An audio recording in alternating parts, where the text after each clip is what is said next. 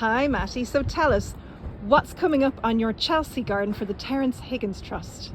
It's a really exciting opportunity for us to talk about how far things have come for the charity with regards to HIV in the UK.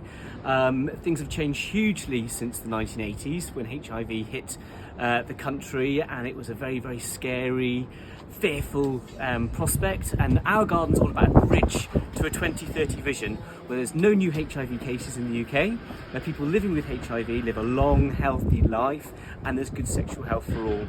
And we're using gardens and plants to communicate this really, really important story. We all know that gardens are a wonderful leveller, a great space where people can come together and talk about important issues. And we're hoping that it's going to be another great platform for breaking down stigma around this condition. And when we're standing at Chelsea or we're looking on the telly, what's your garden going to look like?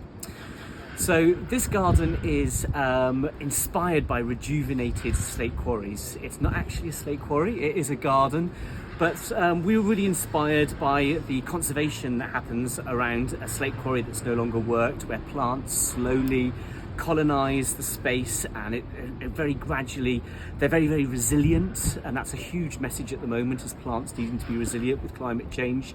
But over time they colonise and they eventually become woodland.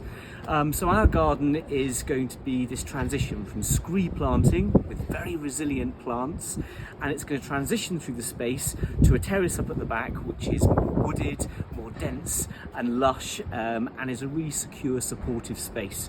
And it really represents that whole journey from resilience, the journey that HIV has taken in the UK, where lots of people have been lost to the condition, but also lots of people have supported the vision, to this 2030 space where we all come together under trees and surrounded by plants.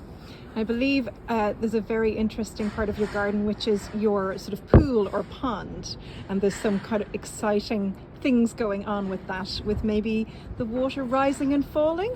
There is, and we're really hoping it's going to work. Only when we turn it on will we know.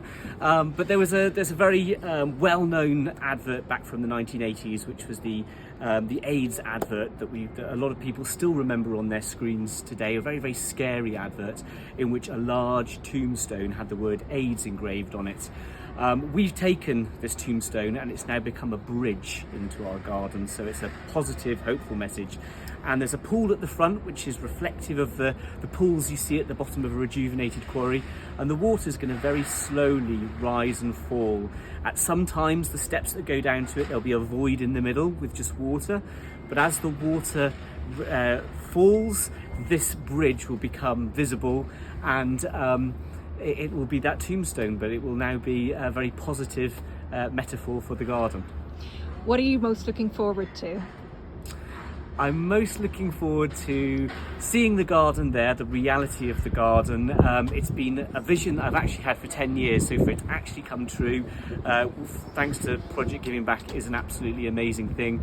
And I'm just really looking forward to it being I've met so many people now associated with the charity, people that live with HIV, and I'm really excited about this garden being a voice for them and a platform, and something, which we all need to do. We need to share love, we need to break down stigma in society, and we need to come together. So I'm really looking forward to it being that kind of space.